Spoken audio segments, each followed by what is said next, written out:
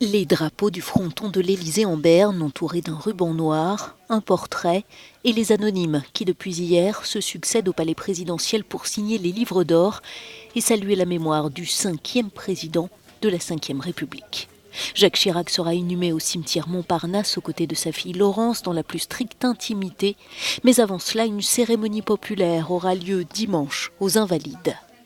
L'ami de 40 ans, Alain Juppé, lui a rendu un hommage appuyé, fidèle d'entre les fidèles dans les victoires comme dans les démêlés judiciaires. Celui qui a depuis claqué la porte des Républicains a redit son admiration pour l'homme tout court, avant même l'homme d'État.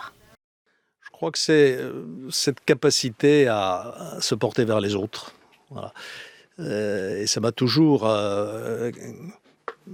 plongé dans une grande admiration. Il avait cette spontanéité, cette facilité à établir le contact avec tous les hommes, ceux d'Afrique comme ceux du 18e arrondissement, où il était venu souvent me soutenir. Et c'est ça qui entraînait autour de lui, parce que il y avait cette chaleur qui se dégageait de sa personne. D'abord, c'était un colosse, physique, un corps, une présence très importante, une joie de vivre, un appétit de vivre.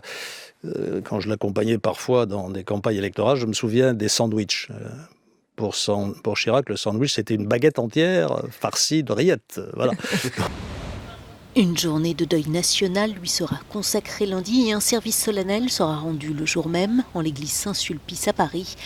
Décédé à 86 ans, Jacques Chirac laisse derrière lui une France partagée entre nostalgie et rejet de la vieille garde et une droite plus éclatée que jamais.